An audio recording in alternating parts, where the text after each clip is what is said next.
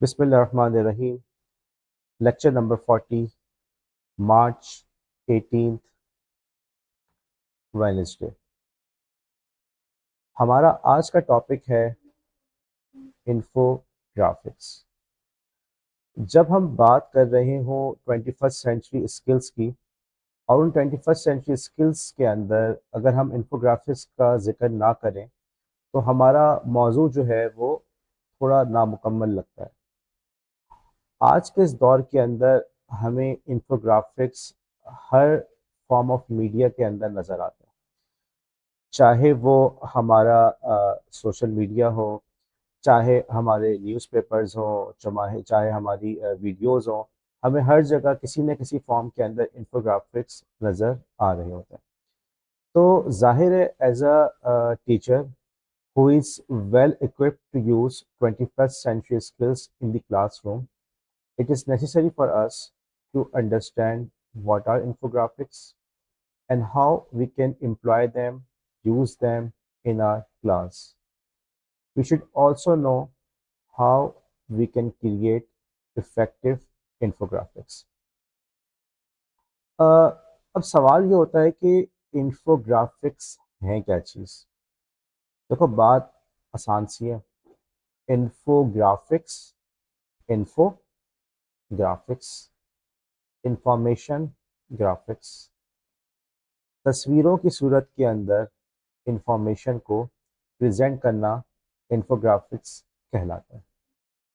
लेकिन हमेशा की तरह ये बात थोड़ी सी तफसील तलब है।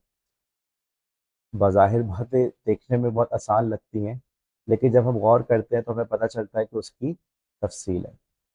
तो अब आप ये कहेंगे कि यार, हम तस्वीर के ज़रिए से इंफॉर्मेशन देना इन्फोग्राफिक्स कहलाता है, तो क्या हर तस्वीर जो है वो इन्फोग्राफिक्स है?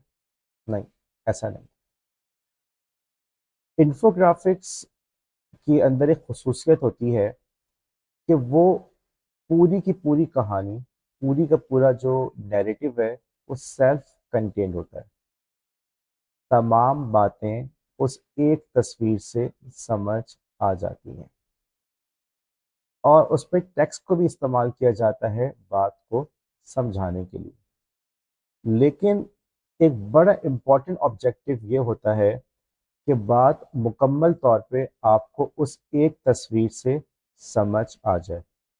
इस काम के लिए आप कलर्स को भी यूज़ करते हैं, इस काम के लिए आप पिक्चर्स को भी यूज़ करते हैं, तस्वीर को यूज़ करते हैं, ग्राफिक्स को यूज़ करते हैं, और इस काम के लिए आप टेक्स्ट को भी यूज़ करते हैं। लेकिन मोस्ट इम्पॉर्टेंट पॉइंट क्या, कि पूरी की पूरी बात, पूरा का पूरा मैसेज, पूरी की पूरी इंफॉर्मेशन उस एक इन्फोग्राफिक से मुकम्मल तौर पे समझ आ जाना चाहिए। हम एग्जाम्पल देते हैं, और उस एग्जाम्पल को देख के शायद आपको मेरा ये वाला पॉइंट ज़्यादा बेहतर समझ में आए। ये आपके सामने एक इन्फोग्राफिक्स नज़र आ रहा है। 5 tips to keep your chin up. ठीक है, do something impulsive, okay, take breaks, have rituals. इस तरह के मैंने कुछ टिप्स दिए हैं आपके साथ में। ठीक है, हम एक और एग्जाम्पल देखते हैं, और वो एग्जाम्पल सही है या नहीं, वो इन्फोग्राफिक्स कहलाएगी या नहीं, हम इसको इस नुक्ता नज़र से देखते हैं। आपके सामने एक डायग्राम मौजूद है, राइट। डायग्राम जो है वो आपको नज़र आ रहा है कि जी, cross section of the human heart. अच्छा, एक मज़े की बात है, बड़ी इंपॉर्टेंट पॉइंट है, कि यहाँ पे आपको इमेज का एट्रीब्यूशन भी नज़र आ रहा है।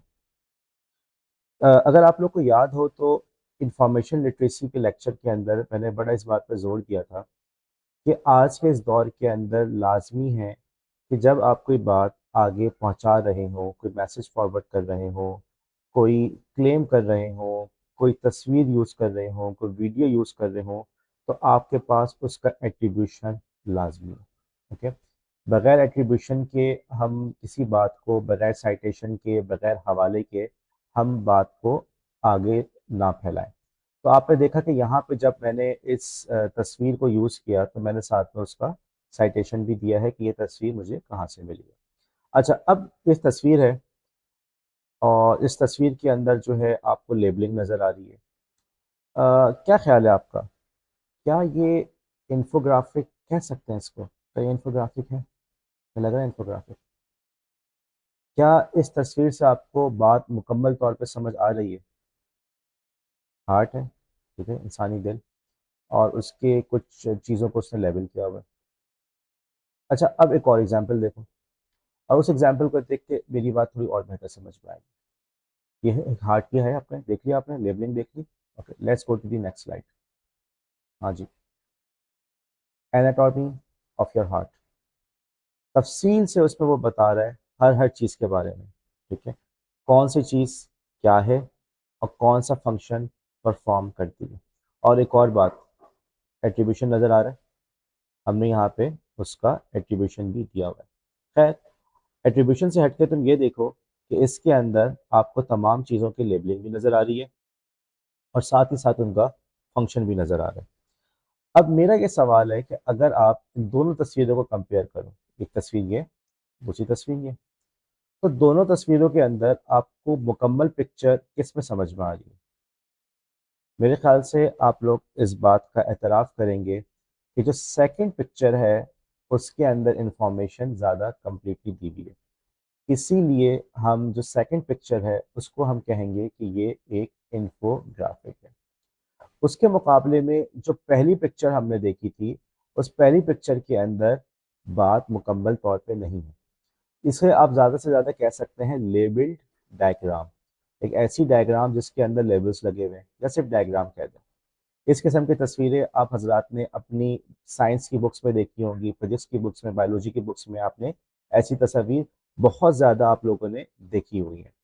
और आपको याद होगा कि इन तस्वीर को समझने के लिए आपके टेक्स्ट बुक का जो कंटेंट था उसको देखना, उसको समझना बहुत ज़रूरी था। ओके, टेक्स्ट बुक के उस कंटेंट को देखे बगैर, समझे बगैर, पढ़े बगैर आपको ये पिक्चर समझ नहीं आती थी, राइट? तो अब हुआ क्या कि वहाँ पे ये जो पिक्चर्स हैं ये एड के तौर पे थी, टीचिंग एड थी, कि टेक्स्ट बुक का जो टेक्स्ट है वो आपको ज़्यादा बेहतर समझ में आ जाए, तो उस मकसद के लिए उन्होंने एक डायग्राम दी और उसमें लेबलिंग कर दी, ये वाला पार्ट है, ये है, वो है।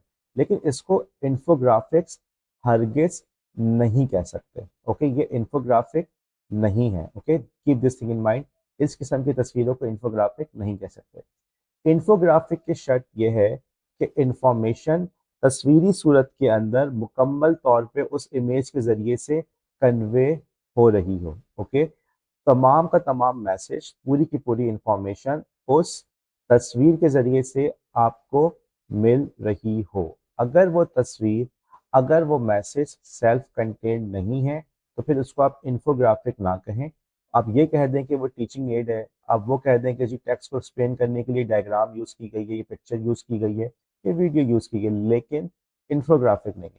इन्फोग्राफिक के अंदर वो जामे होता है, कॉम्प्रिहेंसिव होता है, और अपनी पूरी बात को उस एक तस्वीर के ज़रिए से वो आपको समझा रहा होता है। ठीक है? अच्छा, अब हम थोड़ा-सा आगे चलते हैं, और अब जैसे कि मैंने इन्फॉर्मेशन लिटरेसी में कहा था कि हम किसी भी बात को बगैर क्लेम के तस्लीम ना करें। तो अगर हमसे कहा जाए कि इन्फोग्राफिक्स क्यों ज़रूरी हैं, तो हम ये नहीं कहेंगे यार ऑब्वियस सी बात है, ज़रूरी है, देखना पड़ता है, होता है, मज़ा आता है, नहीं ऐसा नहीं। आपके पास उस क्लेम के बारे में कुछ साइंटिफिक एविडेंस हो, ओके, कुछ साइटेशन हो, हम कह सकें कि जी फलां रिसर्च के बेस पे हम समझते हैं कि इन्फोग्राफिक्स की वजह से आपका लेक्चर, आपकी टीचिंग मेथड ज़्यादा बेहतर हो सकता है। अब मेरा आपसे सवाल है कि why do you think infographics matter? अब देखो यहाँ पे एक बड़ी मज़े की एक्सरसाइज होगी। जब आप नेट पर सर्च करेंगे ना, तो आपको इस किस्म का एक क्लेम नज़र आएगा। क्लेम कुछ ऐसा है कि इंसानी दिमाग तस्वीर को 60,000 ज़्यादा तेज़ी से, 60,000 गुना तेज़ी से प्रोसेस कर लेते हैं। क्लेम, दावा ये है कि इंसानी दिमाग तस्वीर को 60,000 गुना ज़्यादा तेज़ी से प्रोसेस कर लेता है, 60,000 टाइम्स। लेकिन हम लोग इंफॉर्मेशन लिटरेसी पढ़ चुके हैं, हम आंख बंद करके किसी बात के ऊपर यकीन नहीं करेंगे। अब हमारी क्लास होती तो फिर मैं इस वक्त आपसे कहता कि आप ये असाइनमेंट करें और जल्दी से सर्च करके मुझे बताएं कि कि क्या ये क्लेम सही है या नहीं, इस क्लेम की तस्दीक करें। लेकिन खैर ये क्लेम की तस्दीक मैंने खुद करने की कोशिश की, तो मैं आपको अपनी फाइंडिंग्स बताता हूँ। जब मैंने इस क्लेम को सर्च किया तो पता चला कि इस क्लेम के पीछे 60,000 टाइम्स के पीछे, ये जो क्लेम है 60,000 टाइम्स, इसके पीछे कोई साइंटिफिक एविडेंस सिरे से मौजूद है ही नहीं। जो एविडेंस मौजूद है वो आपके सामने एविडेंस ये तो है कि इंसानी दिमाग तस्वीर को बहुत तेज़ी से प्रोसेस करता है। ठीक है, इंसानी दिमाग तस्वीर को तेज़ी से प्रोसेस करता है, ये तो एविडेंस मौजूद है। लेकिन इस बात का एविडेंस कोई भी नहीं है कि 60,000 का कोई जिक्र हमें कहीं नहीं मिला।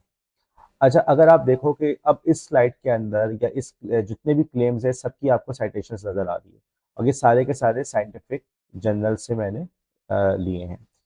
जब आप लोग टीचर बनते हैं, आप लोग अपनी क्लास में टीचिंग के लिए जाते हैं, तो मैं उम्मीद करता हूँ कि आप लोग भी अपनी क्लास के अंदर अपने स्टूडेंट्स के साथ इंटरेक्ट करते हुए, अपने बच्चों के साथ इंटरेक्ट करते हुए, जब कोई दावा कर रहे होंगे, जब कोई क्लेम कर रहे होंगे, तो आपकी कोशिश होगी कि साथ में उसकी साइटेशन, उसका रेफरेंस भी लेकर आएँ।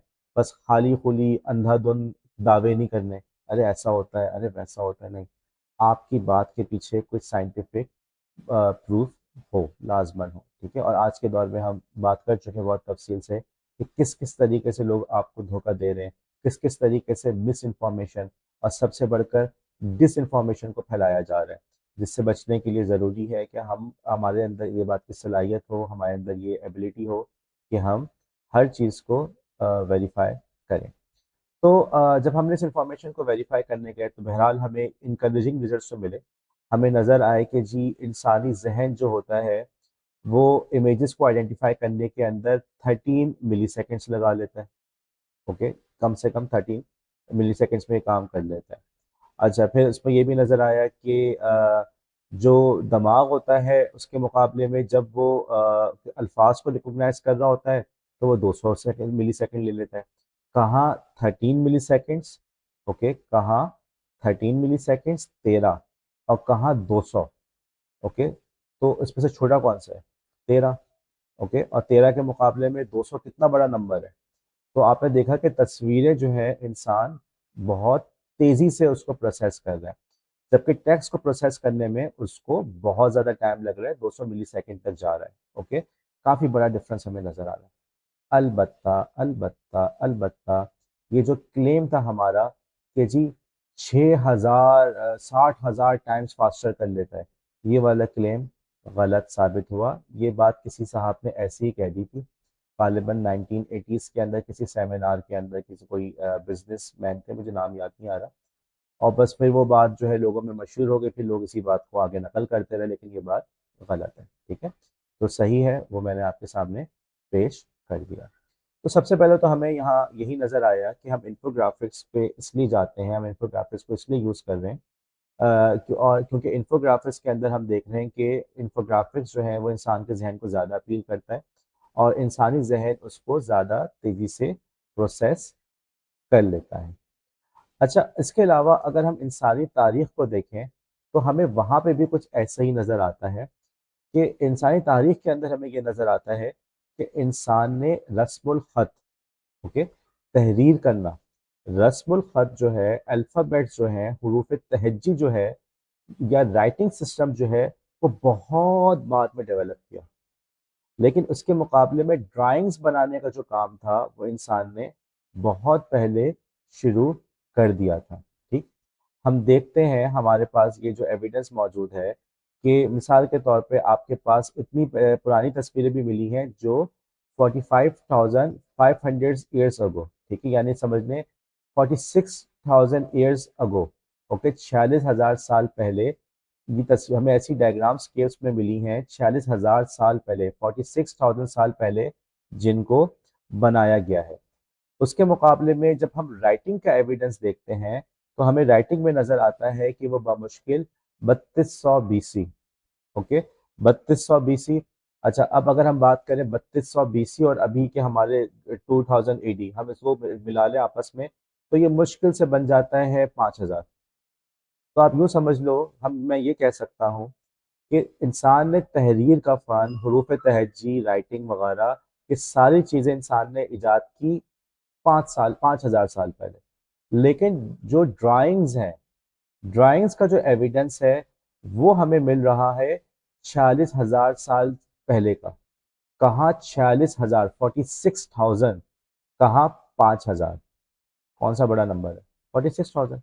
तो इंसान जो है बहुत अरसे से, बहुत तवील अरसे से ड्राइंग्स बनाता आ रहा है। लेकिन रस्मुल खत की जो इजाद है वो अरसे दराज के बाद मुश्किल से बमुश्किल 5,000 साल पहले हुई है। अच्छा, ये जब 46,000 साल पहले की बात कर रहे हैं कि 46,000 पहले की हमें ड्राइंग्स मिली हैं, ओके, तो भाई ये तो वो ड्राइंग्स है जो हम तक पहुंच भी गई। ओके, अब इन 46,000 साल के दौरान इंसानों ने ना जाने कितनी ड्राइंग्स बनाई हो। ओके, और उससे पहले से लोग बनाते चले आ रहे होंगे, लेकिन शायद वो हम तक ना पहुंची हो, हम तक ना पहुंच पाई हो। जाहिर सी बात है, वो अगर अपने गारों की दीवारों के ऊपर पेंटिंग कर रहे हैं तो मुमकिन है कि हवा की वजह से, इरोजन की वजह से, या जलजिला आया तो वो गार तबाह हो गया तो पेंटिंग भी ख़त्म हो गई। उसने किसी चट्टान के ऊपर पेंटिंग बनाई और मसलन बारिश वगैरह हो गई, तूफान आ गया तो वो पेंटिंग धुल गई। या उसने किसी और जगह बनाया, वही चट्टानों पे, पहाड़ों पे बनाया, लेकिन हवा की वजह से, वक्त के साथ साथ इरोजन की वजह से वो उसके निशानात ही मिट गए। तो आप ये देखो कि जो ये पेंटिंग्स हमें नजर आ रही हैं, बहरहाल ये कि अगर 46,000 साल पुरानी पेंटिंग्स हमें मिल रही है तो ये बहुत बड़ा अरसा है। और उससे पहले से लोग जो है पेंटिंग करते आ रहे होंगे। तो इंसान ने जो है हरूफ तहज्जी बाद में इजाद किया। जो चीज़ इंसान को नेचुरल लगी, फितरत के करीब लगी, उसको अपनी सलाहियतों के करीब लगी, वो थी पेंटिंग, वो थी ड्राइंग करना। अब भले उसने पेंटिंग्स या ड्राइंग्स जो है वो उसने गार की दीवारों पे बनाई, भले उसने चट्टानों पे बनाई, भले दरख्तों पे बनाई हो, भले उसने जो है पहाड़ों पे बनाई हो, लेकिन बहरहाल इंसानों ने ड्राइंग्स वगैरह करना शुरू किया। और बहरहाल आप देख सकते हैं कि उन्होंने जो उस ज़माने के जानवर वगैरह थे, जानवरों के रिवर और शिकार की तस्वीरें वगैरह, उन्होंने इस तरीके से मतलब रिकॉर्ड पेंटिंग के ज़रिए से उसको महफूज रखने की कोशिश की। तहरीर के जो हमें सबूत मिलते हैं वो इतने पुराने नहीं हैं। ठीक है, तहरीर हमें बामुश्किल 5,000 साल पहले 3200 BC का हमें सबूत नज़र मिल आता है, उससे पहले का सबूत हमें नहीं मिल रहा। और अमूमन जो हमारी अव्वलीन राइटिंग थी, वो चूँकि राइटिंग करना बड़ा महंगा प्रोसेस था, एक तो हर कोई राइटिंग करने का एक्सपर्ट था भी नहीं, हर किसी के लिए राइटिंग करना इतना आसान था भी नहीं। बाकायदा इसको, फ़न को सीखने में कई कई साल लगते थे। मखसूस लोग होते थे जो लिख सकते थे, मखसूस लोग होते थे जो पढ़ सकते थे। बाज़ दफ़ा जो बादशाह होते थे वो भी लिखना पढ़ना नहीं जानते थे, और वो ख़ास तौर से इस काम के लिए ग़ुलामों को रखते थे। स्लेव, आपको याद है पहले ग़ुलामों स्लेव ट्रेडिंग होती थी, तो ग़ुलामों को सिर्फ इसलिए ख़रीदा जाता था कि उसको लिखना पढ़ना आता है। तो ये जो ग़ुलाम हज़रात थे हमारे, जिनके ज़रिए से ये मतलब लोग लिखना पढ़ना जानते थे, तो इनसे भी अगर कुछ लिखवाया, कुछ पढ़वाया तो बहुत से बहुत कारोबार की डिटेल्स, ठीक है, कारोबार में क्या हुआ, गवर्नमेंट के कामों की डिटेल्स हो गई। जैसे आपके जो इजिप्ट के अंदर बड़े बड़े अहराम मिस्र हैं, ओके, पिरामिड्स हैं, तो उनकी डिटेल्स मिल जाती है। जैसे हमारे यहाँ नहीं होता कि ये प्रोजेक्ट इतना बना, उतने दिनों में बना, उसकी इतनी इन्वेस्टमेंट हुई, इतनी कॉस्ट हुई थी, ये तमाम डिटेल्स हमें मिल जाती है। बिजनेस की हो गई, मजहबी चीज़ें थी उसको लोग लिखते थे। तो बस ये सब चीज़ें थी। तो ये जो अफसाने हैं, स्टोरीज हैं, नज़में हैं, इनका लिखने का इतना रिवाज नहीं था, क्योंकि लिखना बहुत एक्सपेंसिव था, हर कोई इसको मतलब अफोर्ड भी नहीं कर सकता था। ओके, ये तो खैर आपका प्रिंटिंग प्रेस ईजाद हुआ है तो उसके बाद तब्दीली आई है। प्रिंटिंग प्रेस से पहले तो बहरहाल बस लिखना लिखाना जो था वो मखसूस लोगों तक ही महदूद था। तो ये कुछ अव्वलीन आपको खाके नज़र आ रहे हैं जिसके ज़रिए से लोगों ने रस्मुल ख़त बना के हरूफ तहज्जी बना के लिखना शुरू किया। तो अब तक की इस गुफ्तगू से आपने इस बात का अंदाज़ा लगाया कि जो इन्फोग्राफिक्स हैं, ये वाक़तन हमारे लिए एक बहुत ज़बरदस्त टूल है। इंसानी ज़हन उसको बहुत तेज़ी से ग्रैस्प कर लेता है, अंडरस्टैंड कर लेता है। और इसके अलावा हमने ये भी देखा कि इंसान का जो फ़ितरतन जो है, इंसान का मिज़ाज वो तस्वीरों के करीब ज़्यादा है।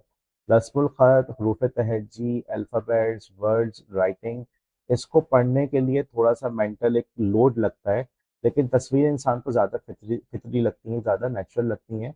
नतीजा ये निकला कि हमारे जो बाबा आदत क्या कह सकते हैं, जो हमारे पुराने जद अमजद थे, हमारे जो पुराने लोग थे, हमारे एंशियंट पीपल जिनकी नस्ल से हम लोग आए हैं, उन तमाम हजरात ने सबसे पहले जो काम शुरू किया वो पेंटिंग करना शुरू की, वो ड्राइंग करना शुरू की, और रस्मुल ख़त जो है वो लेकर आए बहुत अरसे बाद।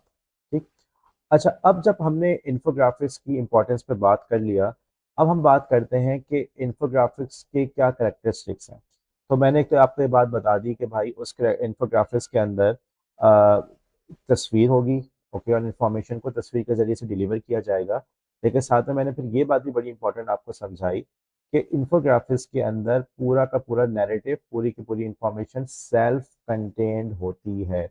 हमारी टेक्स्ट बुक्स के अंदर जो डायग्राम्स थी उसके लिए हमें टेक्स्ट पढ़ना पड़ता था। इन्फोग्राफिक्स के अंदर ऐसा नहीं है। इन्फोग्राफिक्स ऐसा होता है कि किसी को हमने इन्फोग्राफिक भेजा तो वो एक नज़र में ही समझ जाए कि इसमें क्या बात हुई है। उसको जाके अलग से उसको सर्च करके टेक्स्ट को पढ़ के किसी बुक को उठा के समझना ना पड़े। अब जो हमारे इन्फोग्राफिक्स हैं इसका पर्पस क्या है, ठीक है, और इसका यूज़ क्या होता है, ये कर क्या रहे होते हैं, ओके, इनका मकसद क्या होता है, ठीक। अब देखो इन्फोग्राफिक्स के अंदर अगर हम बात करें तो भाई आपका जो विजुअल क्या है, पर्पस क्या है कि visual communication of data and information, तस्वीरी सूरत के अंदर आपको वो इंफॉर्मेशन कन्वे कम्युनिकेट कर सके। और उसका मकसद ये होता है वो आपको एक स्टोरी बता रहा होता है, वो आपको एक पूरा का पूरा कंप्लीट मैसेज दे रहा होता है। फिर उसके अंदर टेक्स्ट को कम यूज़ किया जाता है, बहुत ज़्यादा टेक्स्ट यूज़ नहीं किया जाता है, ओके। टेक्स्ट यूज़ किया जाता है, बिल्कुल यूज़ किया जाता है इन्फोग्राफिक्स में, लेकिन कम किया जाता है। ये नहीं है कि आपने एक बड़ा लंबा चौड़ा टेक्स्ट लिखा और साथ में इक्का दुक्का क्लिप आर्ट लगा दिए, तस्वीरें लगा दी, आप बोले जी इन्फोग्राफिक तैयार है, ऐसा नहीं है। इन्फोग्राफिक का एक बहुत बड़ा मकसद क्या है, सिंप्लीफाई करना, कॉम्प्लेक्स इंफॉर्मेशन को सिंप्लीफाई करना। अगर आप एज ए टीचर इन्फोग्राफिक्स बना रहे हैं लेकिन आप इन करेक्टरिस्टिक्स को मीट नहीं कर पा रहे, अगर आप पर्पस को नहीं समझ सके, अगर आपने जो है कुछ स्टोरी नहीं बताई, अगर आपने जो है टेक्स्ट को कम यूज़ नहीं किया, अगर आपने एक कॉम्प्लेक्स इंफॉर्मेशन को सिंप्लीफाई नहीं किया, तो फिर आपका इन्फोग्राफिक्स एक्चुअली फेल है, ओके। आई होप आज का लेक्चर थोड़ा हमारा लंबा जाएगा और इसमें काफ़ी सारी बातें हैं। अमूमन ये लेक्चर जो है मैं 3 से 4 लेक्चर्स में कवर करता हूँ, लेकिन आज रिकॉर्डिंग है तो बहुत लंबा लेक्चर होगा। तो मैं सजेस्ट करूँगा कि आप लोग पॉज कर करके इसको थोड़ा सा पीछे जाएं, रिवाइंड करके दोबारा सुने, ओके, प्लेबैक करें ताकि आप लोग के जो कॉन्सेप्ट्स हैं वो क्लियर होते रहें। ऐसा ना हो कि हम आगे बढ़ते जाएं, पुराना टेक्स्ट आप लोग भूलते जाएं। अच्छा, अब हम बात कर लेते हैं कि हम कुछ एग्जाम्पल्स देखते हैं, हम कुछ क्रिएटिव एग्जाम्पल्स देखते हैं जहाँ पे हमें नज़र आता है कि उन्होंने इन्फोग्राफिक्स की मदद से मैसेज को कन्वे किया, ठीक है। और आई होप कि आपको इस लेक्चर के पोर्शन के अंदर कुछ नए नए और डिफरेंट किस्म के इन्फोग्राफिक्स देखने का मौका मिलेगा। हमारे पास एक इन्फोग्राफिक है जिसे हम कहते हैं फिश बोन डायग्राम। अब ये वो मौका है कि जब मैं क्लास में होता तो मैं आप लोग से पूछता, जी भाई किस किस ने फिश बोन डायग्राम से वाकिफ है, किस किस ने फिश बोन डायग्राम को देखा है। और मुझे एक्सपीरियंस के बेस पे बता रहा हूँ कि मेरी क्लास में अक्सर लोगों ने कहना था कि जी हमें फिश बोन डायग्राम के बारे में नहीं पता। तो चलें, क्लास तो यहाँ नहीं है, आप लोग अपने घर पर ही बता दें, जरा गर्दन हिला दें या यूट्यूब पे कमेंट कर दें ताकि मुझे भी पता चल जाए कि मेरे स्टूडेंट्स जो ये वीडियो देख रहे हैं और मुझे रिस्पॉन्स दे रहे हैं। तो सवाल हमारा होता है कि जी फिशबोन डायग्राम से आप वाकिफ हैं या नहीं। देखो फिशबोन डायग्राम भी एक इंफोग्राफिक की किस्म है, ओके। इसमें होता ये है कि वो प्रॉब्लम की जो प्रॉब्लम होती है उसके कॉजेज को डिफाइन करते हैं, ओके। प्रॉब्लम कौन सी थी, प्रॉब्लम आपने डिफाइन की, उसके बाद आपने उसके मेजर जो है आपने कॉजेज बताए, 1 2 3 1 2 3 6 कॉजेज बता दिए मेजर। उसके बाद सब किसी के सब कॉजेज बताए आपने, ओके। लेट्स से कि प्रॉब्लम है मशीन की, तो मशीन का सब प्रॉब्लम नंबर 1, सब प्रॉब्लम नंबर 2, सब प्रॉब्लम नंबर 3, इस तरीके से। अच्छा, आपको यहाँ पे एट्रीब्यूशन भी नजर आ रही है। तो अब ये भी एक इंफोग्राफिक्स है, ठीक है। और इस इंफोग्राफिक के ज़रिए से आप मसलन मसलन अगर आपसे कहा जाए आप टीचर हैं और आपकी क्लास का रिजल्ट ख़राब आता है या बच्चे जो हैं क्लास के अंदर बहुत ज़्यादा मिसबिहेव कर रहे, रॉडी हैं, पढ़ाई में इंटरेस्ट नहीं ले रहे, तो आपसे कहा गया कि भाई क्लास के अंदर तमाम इश्यूज़ का जायज़ा लेकर आप हमें बताएं कौन कौन से इश्यूज़ हैं, राइट। अब आपने लंबी सी एक रिपोर्ट तैयार की, लंबा सा टेक्स्ट लिखा, एमएस वर्ड पे डॉक्यूमेंट बनाई और फिर आपने कहा जी पढ़ रहे हैं। इसके पास वक्त है पढ़ने का। और मज़े की बात है आजकल अगर आप लिख के देंगे तो लोग कहेंगे कि जी ये सारा टेक्स्ट जो है ना इन्होंने एआई से जनरेट करवाया है, राइट। तो अब हमने क्या किया, आप चूंकि स्मार्ट हैं, ठीक है, ज़हीन है, शायद इस बात पे आपको हंसी आ रही हो, बहरहाल। तो आप स्मार्ट हैं, तो आप ज़हीन हैं, तो आपने कहा कि नहीं, मैं जो हो इन्फोग्राफिक्स बना के इस इंफॉर्मेशन को कन्वे करूंगा। तो आपने बनाई फिशबोन डायग्राम, और फिशबोन डायग्राम के अंदर आपने क्लासरूम के जो इश्यूज थे आपने उसको प्रेजेंट किया। आपने यहाँ लिखा है जी क्लास में बच्चे मिसबिहेव करते हैं, सबसे बड़ा कॉज आ गया मसलन घर का माहौल। फिर आपने उसके लिखा कि वालिदैन के आपस में बच्चों की पढ़ाई में इंटरेस्ट नहीं है, इशू नंबर वन। वालिदैन बच्चों की डाइट का ख्याल नहीं रख रहे, बच्चे रात भर वालिदैन जो है बच्चों को पढ़ाई के ऊपर कन्विंस नहीं कर रहे, या रात को बच्चे जाग रहे होते हैं। फिर इशू नंबर टू आपने लिखा लैक ऑफ मतलब पॉजिटिव री नहीं है। फिर आपने उसका वन टू थ्री सारे उसके सब कॉजेस लिखे थे, फिशबोन डायग्राम। तो ये भी एक इन्फोग्राफिक की आपके पास एग्जाम्पल है। अब ये एक और आपके सामने एग्जांपल आती है फिशबोन डायग्राम की, जैसे यहाँ पे स्टूडेंट प्रॉब्लम है, अगर हम इसी वक्त बात कर रहे थे।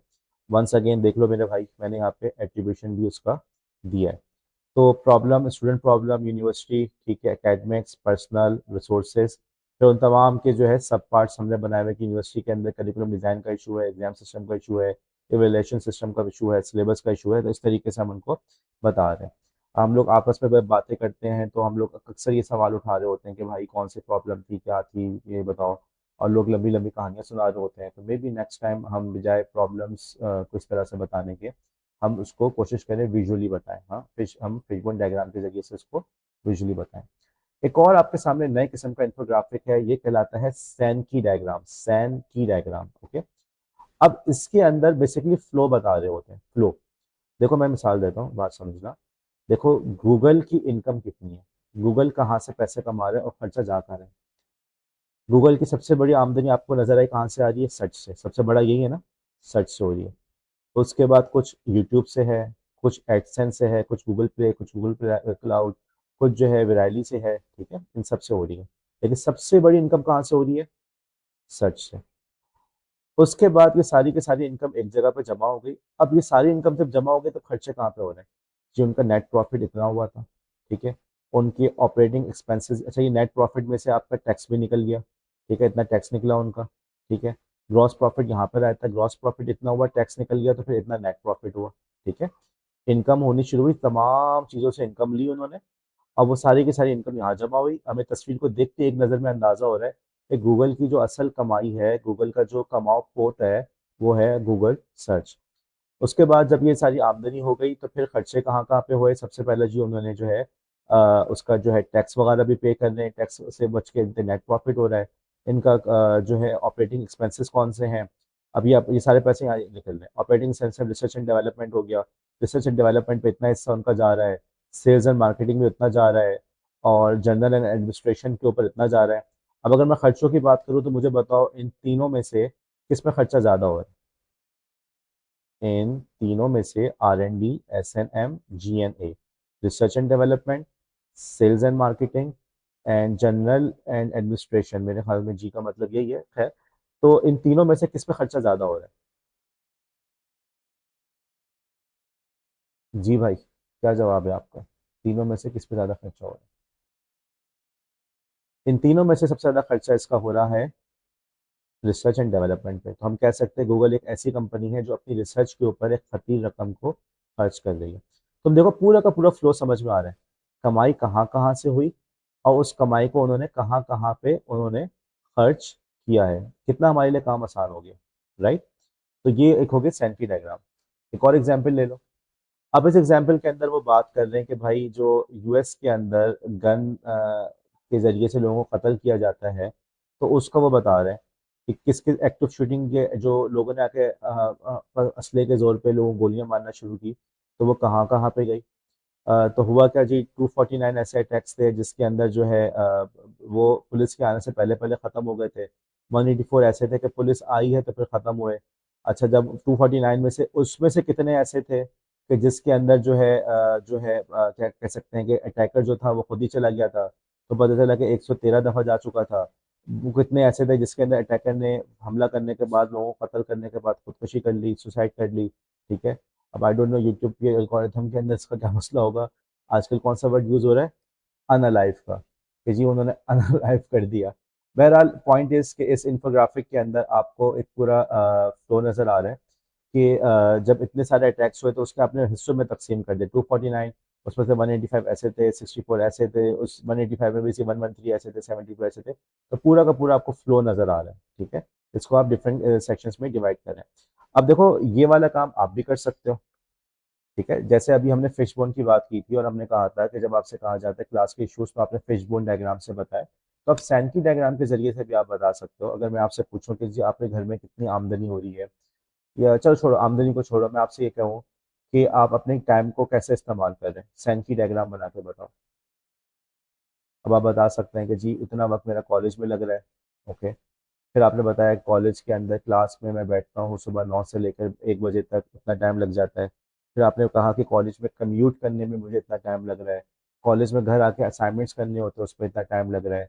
फिर आपने कहा कि अच्छा इसके अलावा हट के जो है कॉलेज से हट के मैं दूसरे काम कर रहा हूँ, मसलन जॉब वगैरह के काम, अपने घर के काम है, ट्यूशन पढ़ा रहा हूँ, अपनी सो रहा हूँ, अपनी हेल्थ का ख्याल रख रहा हूँ।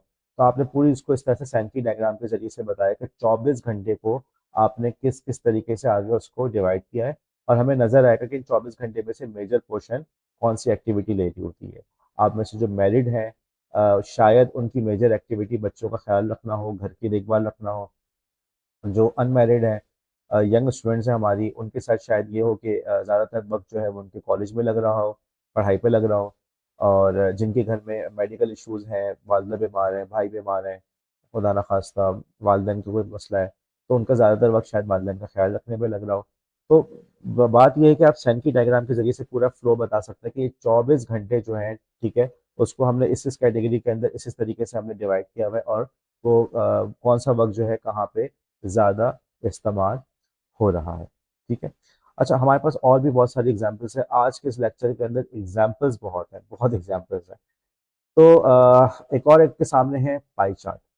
अब ये पाई चार्ट जो है आप लोग अरसे दराज से बचपन से अपने क्लास 5 6 से देखते चले आ रहे हैं, और पाई चार्ट बहुत कॉमन है। अब इस तस्वीर के अंदर या इस इंफोग्राफिक के अंदर आप देख सकते हैं कि मैसेज पूरा कंप्लीटली कन्वे हो रहा है। गूगल जो है वो किस तरीके से अपनी कहाँ से उसकी सबसे ज़्यादा आमदनी हो रही है, तो ये काम उन्होंने पाई चार्ट के ज़रिए से उन्होंने रेफर किया। सर्च में यहाँ से इतनी हो रही है और क्लाउड पे इतना, अदर वगैरह सब चीज़ों को वो इस तरीके से दिखा रहे हैं। तो पाई चार्ट के ज़रिए से भी इंफॉर्मेशन मुकम्मल तौर पे कन्वे हो रही है। यही इंफॉर्मेशन इस सैंकी के ज़रिए से हो रही थी, और फिर उसी इंफॉर्मेशन को उन्होंने कन्वे किया इस पाई चार्ट की मदद से। वंस अगेन आप देख सकते हैं कि इंफॉर्मेशन कंप्लीटली कन्वे है, कि आप एक ही नज़र में देख के बता सकते हैं कि गूगल का कमाओ पोत, गूगल की सबसे ज़्यादा आमदनी हो रही है, वो किससे हो रही है, वो गूगल सर्च से हो रही है, ठीक है। एक और पाई चार्ट की एग्जाम्पल, और आप ये देखो कि कितनी क्रिएटिव एग्जाम्पल है कि उन्होंने यहाँ पे आपसे कहा कि वर्ल्ड फॉरेस्ट की बात की, कि दुनिया भर में जो दरख्त हैं, जो जंगल है, वो किस जगह सबसे ज़्यादा मौजूद है। जी, तो किस जगह सबसे ज़्यादा मौजूद है? जी, क्या जवाब है आपका? सबसे ज़्यादा जंगल हमारे मौजूद है रशिया में, ठीक। अब तुम देखो क्रिएटिविटी, देखो इन लोग की कि उन्होंने किस तरीके से पाई चार्ट तो इस्तेमाल किया, लेकिन पाई चार्ट के साथ साथ जो उन्होंने ग्राफिक्स यूज़ किए हैं, कि वो यूज़ किए हैं, ये दरख्त का जो तना होता है, ओके, जो ट्री ट्रंक कहलाता है, उस ट्री ट्रंक को उन्होंने यूज़ किया। तो किस तरीके से बड़े मज़े से हमें इतना खूबसूरत सा ये हमें ग्राफिक्स मिला, जिसके अंदर उन्होंने हमें एक रेलिवेंट चीज़ को यूज़ करते हुए, दरख्त को यूज़ करते हुए उन्होंने हमें इंफॉर्मेशन कन्वे कर दी। तो उन्होंने पाई चार्ट ही बनाया है, लेकिन पाई चार्ट को बनाते हुए, पाई चार्ट को दिखाते हुए उन्होंने अपनी क्रिएटिविटी को यूज़ करते हुए ट्री का ट्रंक यूज़ किया, जिसकी वजह से ये ग्राफिक्स ज़्यादा इंटरेस्टिंग हो गया। एक और हमारे पास एग्जाम्पल है, जहाँ पे एक टाइमलाइन होती है ना, कौन सा काम पहले हुआ, ओके। आपका कॉलेज में कब एडमिशन हुआ, आपका फर्स्ट सेमेस्टर का रिजल्ट कब आया, सेकेंड सेमेस्टर का रिजल्ट कब आया, फिर क्या हुआ, पेपर कब दिए थे, प्रैक्टिकम कब हुआ था, पहली दफ़ा प्रैक्टिकम कब दिया, तमाम चीज़ें एक टाइमलाइन बननी है, पहले ये काम, फिर ये काम, फिर ये काम, इस तरह से हुआ था। अब देखो उस टाइमलाइन को दिखाने के लिए इन्होंने एक दरख्त को यूज़ किया, ओके। जैसे दरख्त जो होता है शुरू होता है, ठीक है, और उसको ऊपर के दिखा रहे हैं। इन्होंने इसका इंतखाब ये किया कि जो सबसे पुराना था वो ऊपर है, और जो सबसे लेटेस्ट है वो नीचे है, ठीक है। तो बहरहाल वंस अगेन आपको यहाँ पे उसका एट्रीब्यूशन भी नजर आ रहा है। एक और टाइमलाइन की एग्जांपल, अब देखो ये भी टाइमलाइन था, ओके, जहाँ पे आपने ट्री को यूज किया, ये भी टाइमलाइन है। यहाँ पे वो आपको रेफ्रिजरेटर की हिस्ट्री बता रहा है। अब तुम देखो कि इस टाइमलाइन के अंदर देखो कि उन्होंने किस तरीके से विजुअल, उन्होंने वही रेलिवेंट इमेज को यूज किया जो उस जमाने के फ्रिज के होते थे, कि 1980s का फ्रिज ऐसा, 2010 का ऐसा, ओके, 1970s का ऐसा, और इस तरह से। फिर उन्होंने इन्फॉर्मेशन को 1940 यहाँ तो 1950 यहाँ, फिर 1960 यहाँ तो 1970 यहाँ। तो इस तरीके से उन्होंने एक्सेस के दोनों पोर्शंस को यूज करते हुए, इफेक्टिवली यूज करते हुए इंफॉर्मेशन को कन्वे कर दिया। मतलब नॉर्मली अगर आप बनाते आप कहते हैं कि सिर्फ एक्सेस के ऊपर लिखेंगे 1920, 1930 यहाँ पर आए, 40 यहाँ पर आए, 50 यहाँ पर आए, 60 यहाँ पर आए, 70 यहाँ पे, 80 यहाँ पे, 90 यहाँ पे, तो लंबी सी लाइन बन जाती। इन्होंने सोचा कि नहीं यार नहीं, हम तो क्योंकि क्रिएटिव हैं, हम अपनी क्रिटिकल थिंकिंग को यूज करेंगे, अपने क्रिएटिव माइंडसेट को यूज करेंगे, तो उन्होंने जगह को इस तरह से बचा लिया। 1920 यहाँ पर आया तो 1930 यहाँ पे आया, 40 यहाँ पे तो 50 यहाँ पे, 60 यहाँ पे तो 70 यहाँ पे। और साथ ही साथ उन्होंने वही वाली तस्वीर यूज की जो कि उस जमाने के उनके मशहूर मॉडल्स की थी। अब तुम देखो एक ही नज़र के अंदर हमें तमाम की तमाम इंफॉर्मेशन हमें मिल गई कि रेफ्रिजरेटर्स ने वक्त के साथ साथ किस तरीके से ग्रो किया है। हमारे पास टाइमलाइन की और भी एग्जांपल्स हैं। मैं एक और एग्जांपल आपको दिखाता हूँ। अब यहाँ पे वो आपको प्रिंटिंग प्रेस की टाइमलाइन दिखा रहा है। देखो एक जो एग्जांपल थी हमारे पास वो क्या थी, ट्री की। एक एग्जांपल होगी हमारे पास लीनियर लाइन की, एक लंबी सी लाइन आ रही है उस पर दिखाया।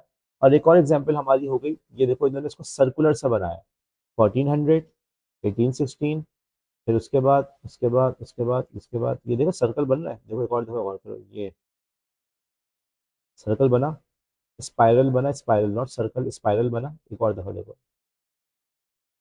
स्पाइरल बन रहा है। तो उन्होंने टाइमलाइन दिखाने के लिए स्पाइरल को यूज किया। अब देखो कितने सारे आपके पास तरीके मौजूद हैं। आप एक्सेस भी यूज कर सकते हैं, आप ट्री के स्टाइल को भी यूज कर सकते हैं, आप स्पाइरल स्टाइल को भी यूज कर सकते हैं। ओके। अच्छा, अब ये देख लीजिए यहाँ पे उन्होंने एक बनाया है कि जी इंटरनेट की हिस्ट्री के जो मेजर इवेंट्स थे वो उन्होंने दिखाए। याहू कब बना, हॉटमेल कब बना, नैपस्टर कब बनाया, विकिपीडिया कब आया, ठीक है, जीमेल कब आया, यूट्यूब कब आया, वगैरह वगैरह, सबकी पूरी हिस्ट्री दिखा रहे हैं। अब आप इस पे एक ही नज़र में मुझे अंदाज़ा हो रहा है कि असल जो काम शुरू हुआ है वो फिर इस पोर्शन में शुरू हुआ है। ठीक है, इस पोर्शन में, क्योंकि यहाँ पे हमें चीज़ें ज़्यादा कंजस्टेड नज़र आ रही है, ज़्यादा यहाँ पे क्राउड नज़र आ रहा है, तो हमें पता चल गया कि भी असल काम जो शुरू हुआ होगा वो यहाँ पे शुरू हुआ है। ठीक है। और बहरहाल ये भी आपके सामने इन्फोग्राफिक की एग्जाम्पल है। ये इतनी मज़े की एग्जाम्पल मुझे नहीं लग रही, थोड़ा सा बोरिंग सा लग रहा है, लेकिन बहरहाल एक एग्जाम्पल आपके सामने, और आप अपने हिसाब से डिसीजन ले सकते हैं कि हमें कौन सा वाले स्टाइल को यूज़ करना है। अब उसके मुकाबले में एक और आपके पास एक एवोल्यूशन ऑफ द इंटरनेट की एग्जाम्पल है। मैं कोशिश करता हूँ कि स्लाइड को मैं जूम कर सकूँ।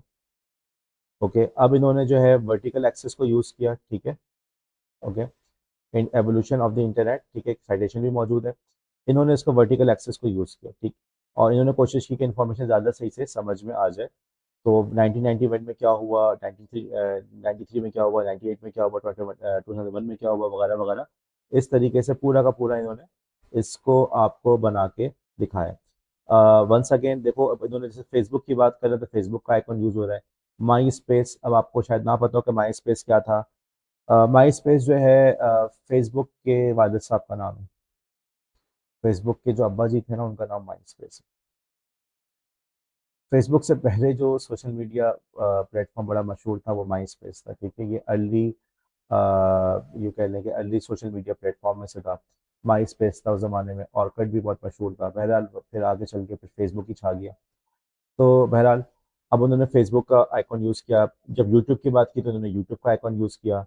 आईफ़ोन जब आया, अब सीधी सी बात है, ये बात मैं कई दफ़ा अपनी कंप्यूटर लिटरेसी क्लास में बता चुका हूँ कि आईफ़ोन की वजह से बहुत बड़ा इनकलाब आया था। तो आईफ़ोन का आइकॉन यूज़ किया। तो देखो रेलिवेंट आइकॉन्स को यूज़ करके इन्फॉर्मेशन कन्वे कर रहे हैं। बात हमें इतनी बोरिंग भी नहीं लग रही, बात समझ में भी आ रही है, और सारी की सारी इन्फॉर्मेशन इसके अंदर हमारे पास कन्वे हो गई। एक और एग्जांपल देखते हैं। एग्जांपल्स ही एग्जांपल्स हैं, आज तो बहुत सारी एग्जांपल्स हैं। तो आप देखो इस पे भी टाइमलाइन को वो शो करें, नीचे मैंने साइटेशन भी दी हुई है। अब देखो इस पे भी उन्होंने लीनियर स्टाइल को यूज़ किया। ठीक है, देखो पहले वाले ने भी लीनियर स्टाइल यूज़ किया था, वो आपका स्टाइल जो था वो वर्टिकल था। ठीक है, वर्टिकली उसने तमाम चीज़ों को फ्लो दिखाया। इन्होंने जो यूज़ किया, इन्होंने यूज़ किया हॉरिजॉन्टल स्टाइल। ठीक है। अब इसके अंदर देखो उन्होंने कितने क्रिएटिव तरीके से उन्होंने अपना ईयर भी शो किया है। ठीक है, 3.8 billion years ago, 2.5 billion years ago, और किस तरह से उन्होंने इसको बनाया। कितना क्रिएटिव स्टाइल है, बहुत ज़बरदस्त, मुझे बहुत खूबसूरत लग रहा है ये। तो 6 मिलियन ईयर्स अगो जो है इंसानों ने ज़मीन पे चलना शुरू कर दिया। तस्वीर भी आ गई, ज़बरदस्त किस्म की कर्व जो उन्होंने लाइंस ड्रॉ की उससे ये इंटरेस्टिंग भी हो गया और देखने में भी बहुत ज़्यादा अच्छा लग रहा, साथ ही साथ पूरी इंफॉर्मेशन भी इसके अंदर कन्वे हो गई। तो वंस अगेन सजेस्ट करूंगा कि वीडियो को पॉज करो, थोड़ा रुको और दोबारा शुरू से रिवाइज करो और देखो इस पे कौन कौन सी मैंने बात की है। तो अभी तक हम देख रहे थे इन्फोग्राफिक्स के डिफरेंट तरीक़ेकार, हमने टाइमलाइंस को देखा, हमने सैंकी डायग्राम को देखा, हमने पाई चार्ट्स को देखा, हमने जो है फिशबोन डायग्राम्स को देखा और इसके अलावा भी एग्जांपल्स हैं। जैसे हमने देखा था पाई चार्ट को लोगों ने कैसा इंटरेस्टिंग बनाने की कोशिश की थी ट्री ट्रंक को यूज़ करते हुए। तो हमारे पास कुछ और भी एग्जांपल्स हैं कि जो ट्रेडिशनल डिज़ाइन है उसको लोगों ने कैसे इंटरेस्टिंग बनाया। एक बड़ा पुराना स्टाइल है चार्ट का जिसे कहते हैं बार चार्ट। बार चार्ट आप लोग भी देखते हैं, जैसे पाई चार्ट की तरह बार चार्ट भी अच्छे से देखते आ रहे हैं। अब आप देखें कि उन्होंने किस तरीके से इस बार चार्ट के जरिए से एक तो उसको कितना क्रिएटिव तरीके से खूबसूरत बनाया। फॉसिल फ्यूल कंजम्पशन का है तो देखें इनकी कलर स्कीम भी वही है जो फॉसिल से हम एसोसिएट करते हैं। कोल कैसा होता है, काला होता है ना, कोयला, कोयला काला होता है, तो कोयले के लिए भी उन्होंने काला कलर यूज़ किया।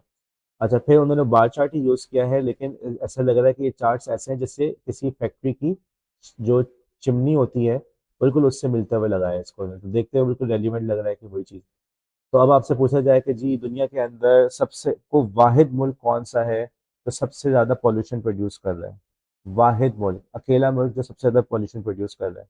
आपको इसके लिए कोई एआई यूज़ नहीं करनी, आपने गूगल पे सर्च नहीं करना, आपने टेक्स्ट बुक नहीं पढ़नी, आपको ये इन्फॉर्मेशन इस इंफोग्राफिक से मिल रही है। ओके, अब वो कौन सा मुल्क है? जी, देखा आपने, समझ में आया। एक और एग्जांपल है, गन ओनरशिप। अमेरिका के अंदर गन्स की जो ओनरशिप है इस पे बहुत ज़्यादा बहस होती रहती है, बहुत बड़ा एक इशू है ये, गन्स की ओनरशिप। तो अब गन्स की ओनरशिप के ऊपर इन्होंने काम किया कि भाई सियासी एतबार से, जैसे हमारे यहाँ पार्टीज़ हैं, पीपल्स पार्टी और मुस्लिम लीग, पीटीआई, तहरीक इंसाफ, तो इसी तरीके से वहाँ पे पार्टीज़ हैं, डेमोक्रेट्स, रिपब्लिकन्स, इंडिपेंडेंट्स, ओके, वो लोग जिनका किसी भी सियासी जमात से ताल्लुक नहीं है। तो उन्होंने देखा कि इसी इसी इंफॉर्मेशन को उन्होंने एक बार चार्ट के ज़रिए से उन्होंने शो किया, लेकिन देखो बार चार्ट उन्होंने कितना ज़बरदस्त बनाया। क्योंकि इस बार चार्ट का ताल्लुक गन की ओनरशिप से है, तो उन्होंने इस बार चार्ट को दिखाया भी गन के साथ, जैसे गन के अंदर से निकल रहा हो। ठीक है, तो किस तरह से उन्होंने क्रिएटिवली इसको यूज़ किया। अब अगर मैं आपसे पूछूं कि अमेरिका के अंदर जो अगर पार्टी के हिसाब से बात की जाए तो कौन लोग हैं जिनको सबसे ज़्यादा गन की ओनरशिप है, किस पार्टी के लोगों के पास अमूमन गन्स मौजूद होती हैं। तो आपने ग्राफ देख कर, आप इस बार चार्ट को देख के बासानी बता सकते हैं कि वो रिपब्लिकन पार्टी है। ओके, मेरा मकसद यहाँ पे हमारा मकसद जाहिर सी बात है किसी मुल्क की सियासत पे बात करना नहीं है, बल्कि ये बात करना है कि किस तरीके से एक बार चार्ट, एक बोरिंग चीज़, एक जिसको आप लोग पता नहीं कब से देखते हुए आ रहे हैं, अगर इंसान अपना क्रिएटिविटी को यूज़ करे तो उस बोरिंग इंफॉर्मेशन को भी वो किस तरीके से कन्वे कर सकता है। और सबसे इम्पोर्टेंट पॉइंट ये है कि मुकम्मल बात आपको उस इंफोग्राफिक के अंदर समझ आ रही है। ओके, अच्छा, आप जो है इंफॉर्मेशन को कन्वे कर सकते हैं कलर्स के ज़रिए से भी। ओके, कलर्स के ज़रिए से भी आप इंफॉर्मेशन को इंफोग्राफिक बना के इंफॉर्मेशन को कन्वे कर सकते हैं। यहाँ पे हमारे पास एक सवाल आया, एक मसला आया कि दुनिया भर के अंदर मर्दों की खुदकशी का, मर्दों की सुसाइड रेट क्या है। ओके, मर्द किस शरह से जल्जला नहीं आया है, पीछे जो है टेप सही नहीं लगे हुए थे तो चीज़ सही से चिपकी नहीं है। ओके, ये जल्जला नहीं है। ओके, तो मेल के जो मर्दों की खुदकुशी का क्या, कहाँ किस मुल्क में सबसे ज़्यादा रुझान मौजूद है। अब तुम देखो कि किस तरह से उन्होंने इस इंफॉर्मेशन को उन्होंने कन्वे किया है कलर्स की मदद से। सबसे डार्केस्ट कलर का मतलब क्या है कि सबसे ज़्यादा शरह वहाँ पे मौजूद है, और सबसे लाइटेस्ट कलर का मतलब क्या है कि यहाँ पे खुदकुशी की शरह कम है। जी भाई, तो सबसे ज़्यादा डार्केस्ट कलर कौन सा है? ब्लैक, 35। कहाँ पर है, नजर आया? तो कितने सिंपल तरीके से एक ही नज़र के अंदर हमें समझ में आ रहा है कि किस मुल्क के अंदर रुझान कम है। अब हम देख सकते हैं कि जैसे ये आपका पाकिस्तान है, इंडिया है, तो यहाँ पे ऑरेंज कलर से हमें रुझान नज़र आ रहा है कि यहाँ भी बहरहाल रुझान ज़्यादा है। और जिन मुल्कों में कम है उसके बाद भी आपके दूसरे ममालिक में, अफगानिस्तान में कम हो गया, ठीक है, ईरान में कम हमें नज़र आ रहा है। और बहरहाल इससे भी कम दुनिया में ऐसे ममालिक है जहाँ पे इससे भी कम इसका रुझान मौजूद है। एक और एग्जांपल मैं आपके सामने पेश करता हूँ जहाँ पे उन्होंने इस बात को समझाया है बजरिया कलर्स। अब देखो यहाँ पे वो बात ये कर रहा है इस ग्राफ के अंदर, अमेरिका के अंदर 2024 के इलेक्शन हुए, कुछ वोट मिले डोनाल्ड ट्रंप को, कुछ वोट मिले कमाला हैरिस को। अब वो ये कह रहा है कि भाई ऐसे भी तो लोग होते हैं जिन्होंने वोट ही नहीं दिया, जो ना कमाला हैरिस को वोट देना चाह रहे थे, ना वो ट्रम्प को वोट देना चाह रहे थे। वो कहते हैं हम किसी को भी वोट नहीं देना चाह रहे। जैसे पाकिस्तान में भी होता है ना, हमारे जो इलेक्शन होता है हम कहते हैं ना इसको देना ना उसको देना, सारे के सारे ऐसे ही हैं, हमने किसी को भी वोट नहीं देना। ठीक है, दोनों ही ऐसी हैं, तीनों ऐसे, चारों ऐसे हैं। तो अमेरिका के अंदर भी इस बात का रुझान है। तो इन्होंने इस ग्राफ के ज़रिए से बनाया कि यार हम ये देखें कि वो मुकाबला करें, कितने लोगों ने ट्रम्प को वोट दिया, कितने लोगों ने कमाला हैरिस को वोट दिया, और कितने लोगों ने कहा कि हमने दोनों में से किसी को भी नहीं देना भाई, हमारी जान छोड़ो, हम दोनों से तंग आ चुके हैं, हम दोनों से कोई ताल्लुक नहीं रखना चाहते। तो कितने ऐसे लोग थे। अब जब हमने देखा ग्राफ को, इस डायग्राम को, इस इंफोग्राफिक को, तो हमें नजर आया कि पता चला कि अक्सरियत तो ऐसे लोगों की आपको एक ही नज़र में नजर आ रहा है। देखो, ब्लू बहुत कम है, ओके, तो कमाला को कम मिले। जो रेड है वो भी है, ब्लू से ज़्यादा है, तो इसका मतलब क्या होगा कि ट्रम्प जो है वो कमाला हैरिस से आगे है, जीत गया। लेकिन पता चला कि भाई सबसे ज़्यादा तो ये जो ब्राउन का शेड है, आई डोंट नो इस कलर को ब्राउन कहते हैं क्या कहते हैं, बीच कलर कहलाता है, आई डोंट नो, सॉरी, मुझे नाम इतने सही से कलर्स की याद नहीं है। तो पता चला सबसे ज़्यादा तो हमें ये वाला कलर नज़र आ रहा है। तो पता चला कि अमेरिका के अंदर अक्सरियत तो ऐसी है जो कहती है कि हमने दोनों में से किसी को भी वोट नहीं देना। अब उन्होंने ऐसा क्यों कहा, क्यों, किस वजह से कहा, देखो ये हमारा मौजू नहीं है। अलबत्ता हमें ये समझ में आ रहा है कि किस तरीके से इस कॉम्प्लिकेटेड से इशू को, इस कॉम्प्लेक्स इशू को, कि अमरीकी सियासत के अंदर लोगों का अक्सरियत जो है वो इन दोनों से तंग आ चुकी है, रिपब्लिकन पार्टी और डेमोक्रेट पार्टी दोनों से तंग आ चुकी है। और वो ये चाहती है कि उनको जो है कोई दूसरा, उनको कोई ऐसा बंदा मिल जाए, कोई दूसरा उनको ऐसा लीडर मिले जो दोनों पार्टी से बिलोंग नहीं करता। वो इस सिस्टम से तंग आ चुके हैं। तो पता चला कि लोगों की अक्सरियत ऐसी है जो इस सिस्टम से तंग आ चुकी है। आगे चलते हैं, अगली स्लाइड पे भी चलते हैं। अच्छा देखो, अभी यहाँ पे हमने देखा कलर्स के जरिए से हमने बात को कन्वे किया। अब इसी बात को हम कन्वे कर सकते हैं शेप्स की मदद से। देखो यहाँ पे वो बता रहा है कि इंसान जो मैमल्स हैं, ठीक है, उनकी औसत जिंदगी कितनी है।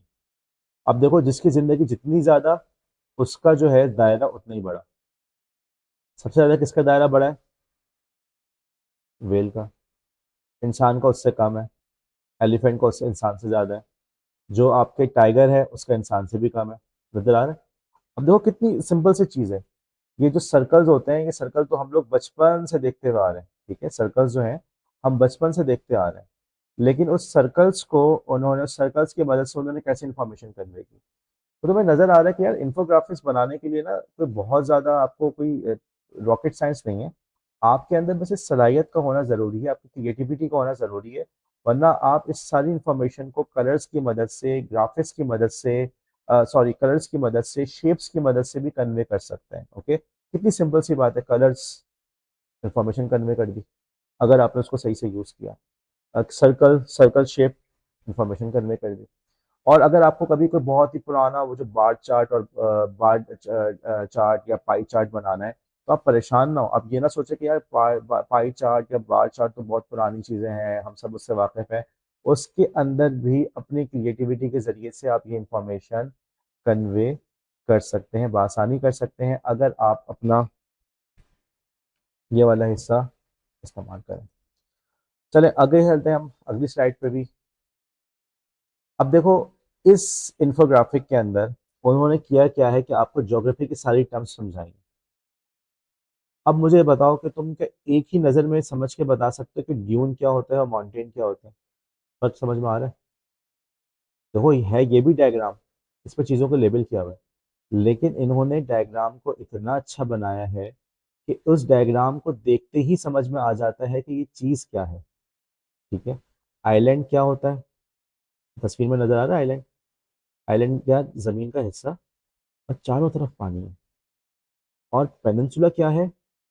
एक, दो, तीन, तीन तरफ से पानी है, लेकिन पीछे से ये जमीन से कनेक्ट हुआ हुआ है, तीन तरफ से पानी है।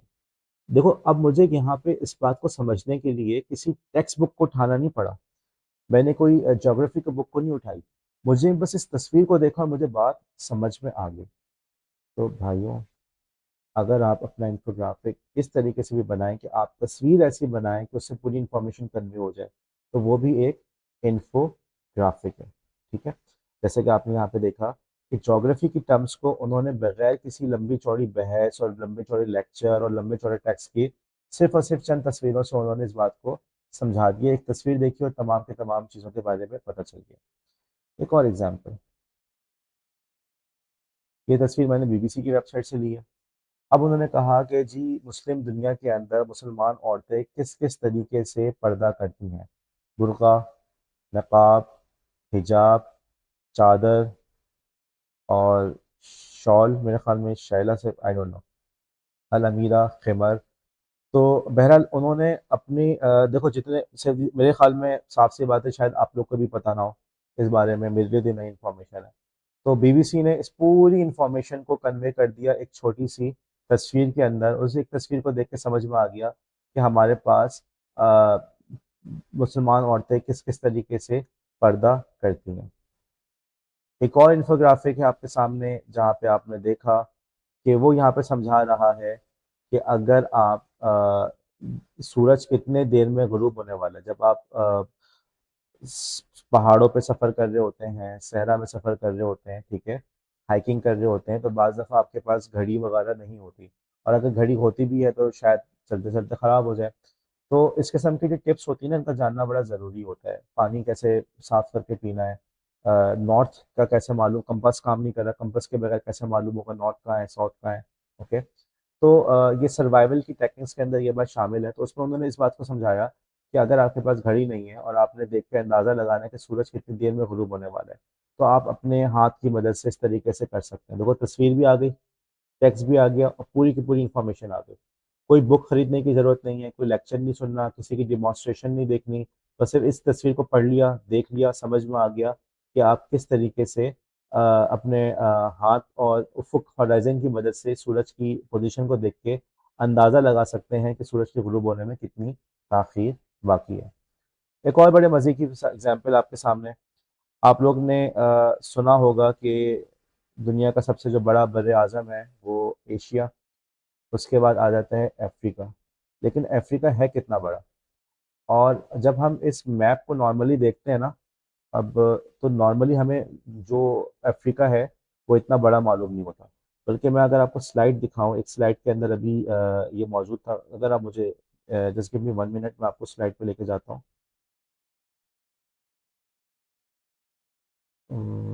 ये रही स्लाइड। ओके, अब इस स्लाइड में देखो कि इस स्लाइड के अंदर आपका ये तो हो गया आपका एशिया, और ये हो गया आपका अफ्रीका। अब मेरे क्या सवाल है कि अफ्रीका बड़ा लग रहा है, छोटा लग रहा है? मैं आपसे पूछ रहा हूँ, अफ्रीका बड़ा लग रहा है या छोटा लग रहा है? कितना, क्या क्या अफ्रीका क्या साइज लग रहा है आपको यहाँ पे, आप बताओ। ठीक है। तो अब तुम देखो कि इसी चीज को अब उन्होंने इस तस्वीर की मदद से, ओके, सॉरी यार, मैं स्लाइड पे मुझसे गड़बड़, एक मिनट में। अब मैं आपको दूसरी स्लाइड पे लेके जाता हूँ जिसके अंदर उन्होंने इस इंफॉर्मेशन को कन्वे किया है कि अफ्रीका एक्चुअली कितना बड़ा है।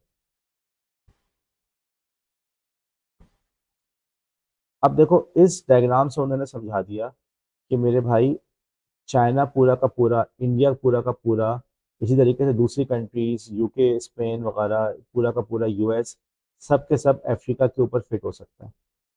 अब जब हमने लास्ट टाइम मैप देखा था तो उस मैप के अंदर हमें अफ्रीका शायद इतना बड़ा ना लग रहा हो, लेकिन अब अगर हम देखते हैं तो हमें नज़र आता है कि अफ्रीका एक इतना बड़ा मुल्क है, और उस मुल्क के ज़रिए, उस मुल्क के अंदर कितना सारा हमारा मतलब उस मुल्क के अंदर से हम अ, हमें नज़र आ रहा है कि इतना बड़ा अफ्रीका है, कॉन्टिनेंट इतना बड़ा कॉन्टिनेंट है कि कई सारे ममालिक जो हैं उसके ऊपर फिट हो जाते हैं। ठीक है। अच्छा, फिर एक और एग्जांपल आपके सामने, माइंड मैप की, ब्रेनस्टॉर्मिंग की, कॉन्सेप्ट मैप की, अगेन आप इसके सामने एग्जांपल है। और अब देखें, आप भी हम भी अपनी क्लास के अंदर ये ब्रेनस्टॉर्मिंग कराते हैं, आपसे कहते हैं कि माइंड मैप बना के लेकर आओ, कॉन्सेप्ट मैप बना के लेकर आओ, और आपने बनाए हैं।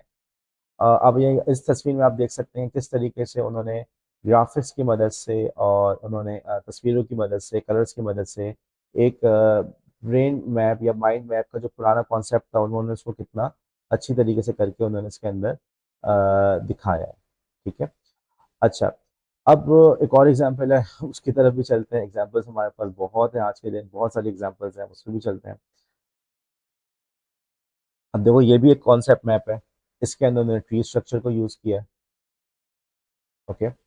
उन्होंने बताया कि ट्री क्या कौन से काम करते हैं, इसमें उन्होंने यूज़ किया ट्री स्ट्रक्चर को, लेकिन उन्होंने बहरहाल एक डिफरेंट तरीके से हमें माइंड मैप या कॉन्सेप्ट मैप बना के दिखाया।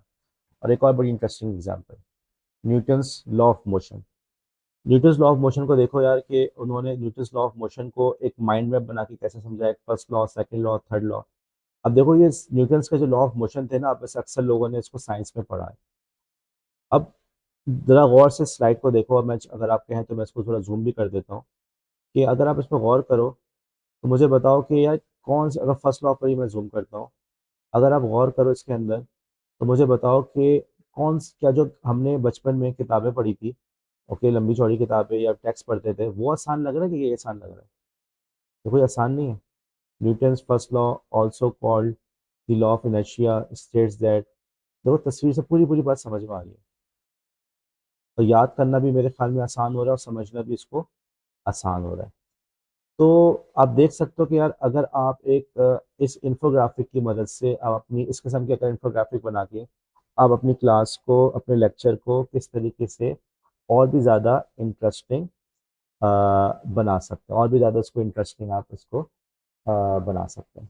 ठीक है। तो अब देखो ये जो हमने फॉर एग्जांपल आपके सामने ये इंफोग्राफिक मौजूद था, न्यूटन्स लॉ ऑफ मोशन, आप इसी किस्म का इंफोग्राफिक बना के, इसी किस्म का माइंड मैप, कॉन्सेप्ट मैप बना के आप इंग्लिश ग्रामर को पढ़ा सकते हैं।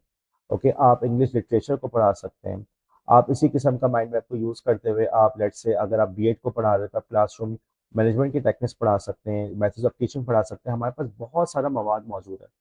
तो बात ये है कि ये एज अ टीचर, क्योंकि आप मुस्तकबिल के टीचर बनने वाले हैं, ये आपका काम है कि आप रियलाइज़ करें कि मैं किन किन टेक्नोलॉजीज़ को यूज़ करते हुए अपने लेक्चर को ज़्यादा इंगेजिंग और ज़्यादा इंटरेस्टिंग बना सकता हूँ।